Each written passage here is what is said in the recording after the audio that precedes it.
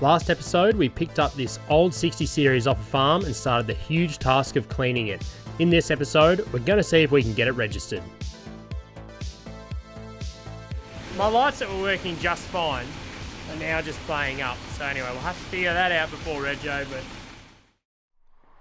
we've got an exciting day for Jeff, the 60 series.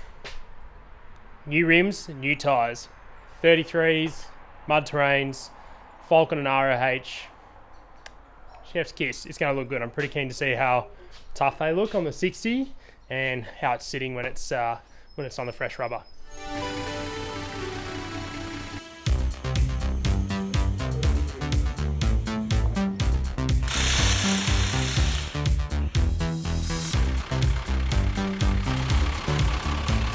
Going to drive Jeff for the first time. I've never been in this car before, so Straight the driver's seat. yeah, we'll give it a spin. Taking Jeff for a drive. So there's not much clutch in it, so it'll pop out at the end. And the steering wheel won't be straight. I've got to take it off and put it back on. Do you love it? What do you reckon? It's not bad. Yes, you love it. And that's it. So what did you think? To be honest, so much better than LC. The fact that we drove around an LC, we're idiots. If you're deciding between a 40 series and a 60 series, definitely get a 60. But try and find one that has a 5-speed. It would be good if we had 5 gears. All right, 33s are on. They look absolutely awesome. Absolutely love the stance of it. It's just so cool. The white rims match it so nicely. Yeah, it's just coming together. It just looks good. It's getting me excited. Yeah, I just can't help myself at the moment. I'm going to have to put this on. The genuine Toyota badge.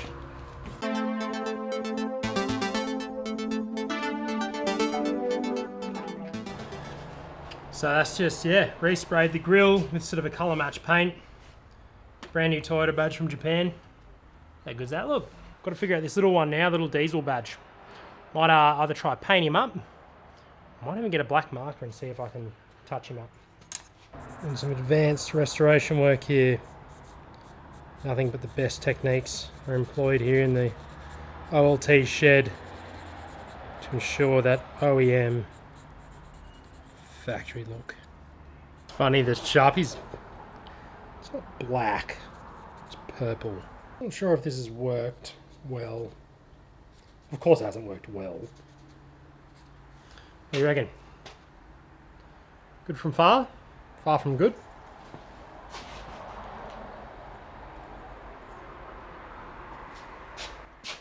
It'll do. Better than spending $80 on one.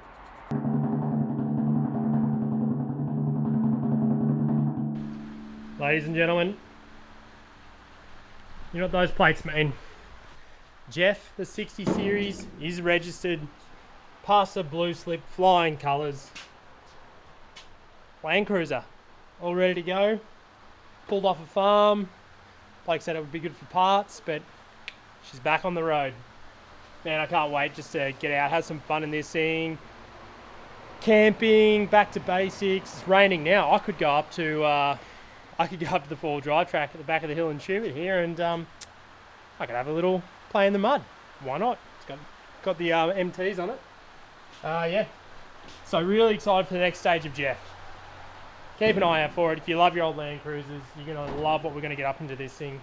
And we'll see you for the next one. It's going to be some fun stuff. So the first thing to do when you register a vehicle, obviously, is to take it to your local four-wheel drive track and drive through mud holes, which is what we're doing. Man, this car's cool.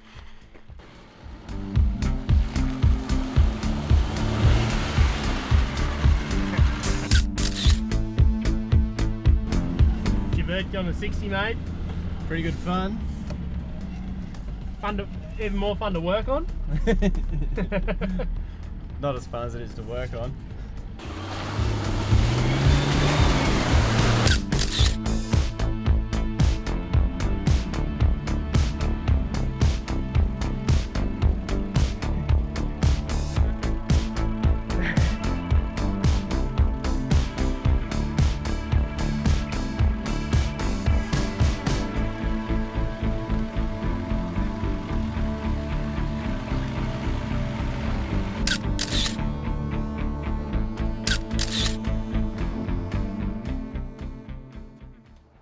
G'day everyone, we're back on the 60. So it's been a few weeks now since I've got it registered and I've been using it as a daily. I've been absolutely loving having this old car to drive around. Super practical. Like the other day I needed to take some lawnmowers over to someone's place to give them a hand. Threw 2 lawnmowers in the back, drove around, they were bumping all over the place, didn't matter. It's just a really good wagon to have. I also got the aircon fixed as well. Got a new compressor in, got it re-gassed, so the aircon's running really nice, so it's just a nice to have. It's spring now, it's getting warmer, so that's really, really good. But we have a few upcoming trips in the 60 happening. We've got some camping trips happening and some small trips in the local area. They're going to be some really fun videos, so I'm really keen to do them. They're going to be sort of a back to basics kind of video, little series, so that'll be fun. But it just means we need a good practical camping setup in the 60. Now, I don't want to go overboard with it because I want to keep this car, as I said, really, really practical. I want to keep the back really clean and empty. So if I need to throw some stuff in or if I need to, take the camping gear out, it's super easy. I actually have a heap of stuff lying around from Elsie. I've got all this gear here. This is all Red Arc gear. You've got your BC to DC 50, 1250D charger. You've got your 1000 watt inverter. So I've got some really good stuff. It's just all a bit of a mess and kind of all not the greatest setup, not really well put together because it was a few years ago, so I can probably do a better job now. I've got all recycled materials, I've got all my timber, I've got everything like that, so let's make a really good battery box. It's going to fit nicely in this car, and then I can run things like this. This is the Bushman fridge that I've got for it. It's the retro fridge.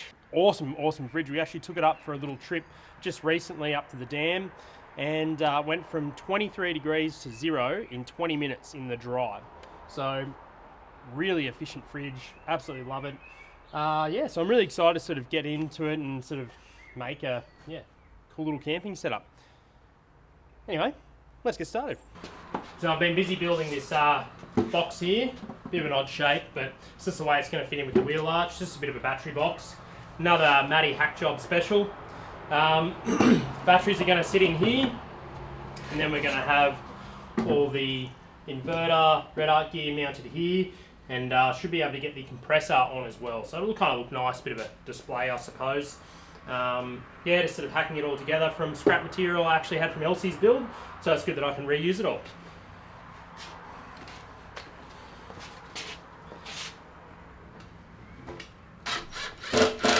Alrighty, this is my battery box, so I've just got to go downtown and get another tray. But yeah, the 2 trays will just sit like that. Batteries in here obviously. It just hugs up quite nicely in there. And it's all coming up pretty neat. Again, it's just a bit of a hack job, but it's working well, I think. Then I think I'll have a bit of a false floor to sort of attach it to. And then I can attach the fridge to it as well. But the fridge is just going to be tied down, so I can just unclip it, take the fridge out, and then I've got the whole boot. And that's what it's all about. It's that practicality and having the boot still accessible. And I really haven't lost much usable space here with the wheel arch and the way that's sort of up in the corner, so I've still got the whole boot, so it's going pretty well.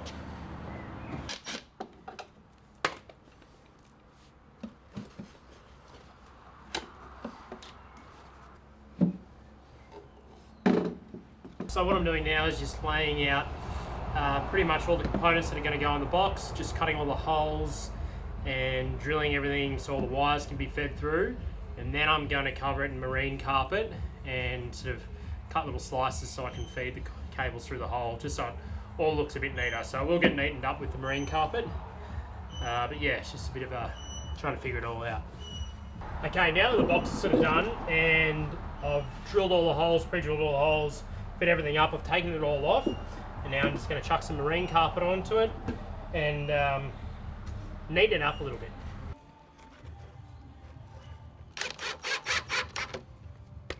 For the record, I've no idea what I'm doing here, but I think it's working.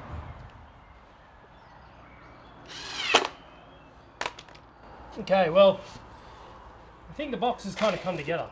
That looks, it's passable. Okay, well here's the battery box in the car. I think it actually looks pretty neat. I am going to have sort of like a top put in as well. So there'll be a bit of a recess, so I'll be able to sort of put a few things down in there from charging something or whatever. The panel's going to go on here to tell me my voltage and just have a few USB inputs. Got a little nook under here where I can put some things, which is nice. And then everything's going to be mounted on this face here. So yeah, it's coming together. It's it's taking way longer than it should, but anyway, that's pretty much every job that I do. So now I'm just mounting all the gear to it and running the cables through. Just making sure it all fits. Might even be able to start wiring it up soon. It's already sort of mostly done, the wiring from the previous build, so it's kind of just connecting it all back together. So it's about as easy as it gets in that regard. The box is mostly together. Things are mounted. Looking pretty. Battery's in. I'm just about to sort of plug everything in. It's not fully functional yet. To actually get vehicle input, I've got to get a longer Anderson cable or extend the one that I have that goes from the battery. So that's one thing. And then I've got to extend a negative cable for the vehicle input as well for the charger itself. So I won't charge off the car yet, but everything should run. And that's pretty much just what I'm testing now. If it works, this little blue panel should come on. Tell me how many volts I've got. Should be 13 point something. Oh my gosh. That was sparks. Hey. Well, I don't think...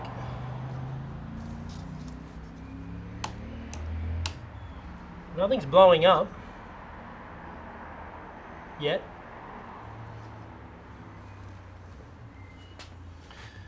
Cool. It works. All right, it's the next day. We're nearly done with this battery box of the 60 over here. A few little things to button up, a few little loose ends to tidy up, and just a few things to finish off. So I'm just going to do that, and then we'll chuck it in, and we'll see how it all looks.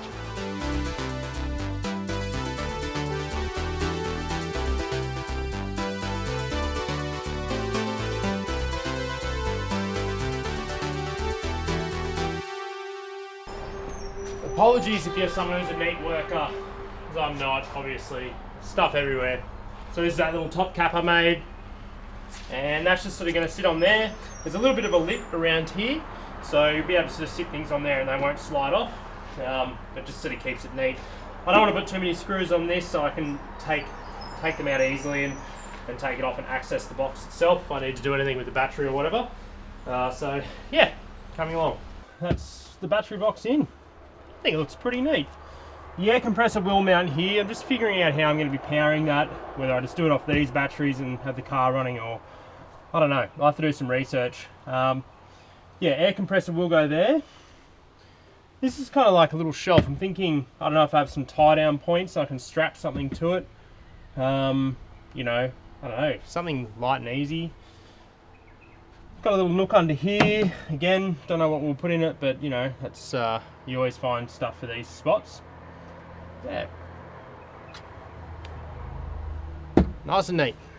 So, kind of changed the false floor. I had like a scrap bit of timber and I just kind of used that, but I don't know, it didn't look that neat. So I got another piece of ply and just sort of did it to the shape of the boot. So yeah, it's a bit nicer. I'll put the seat up, I'll show you.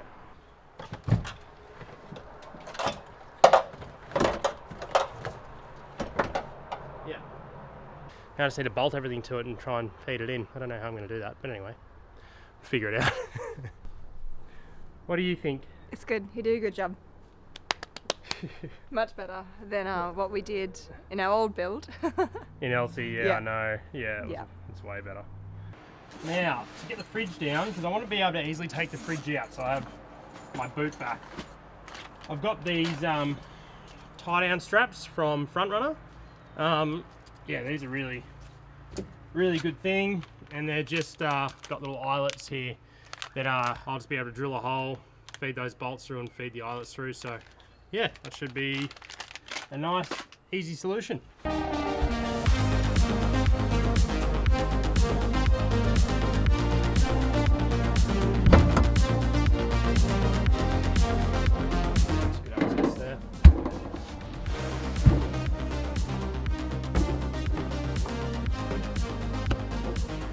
All right, thanks for watching that one. The 60 is pretty ready to go now. So from here, we're just going to be sort of putting boxes in and camping gear that's kind of loose. So we're not going to really have anything permanently mounted in here, just to make it a bit more of a flexible build. Yeah, so next episode, we're going to be going back to basics and we're going to show you what you actually need to go camping. We'll see you in the next one.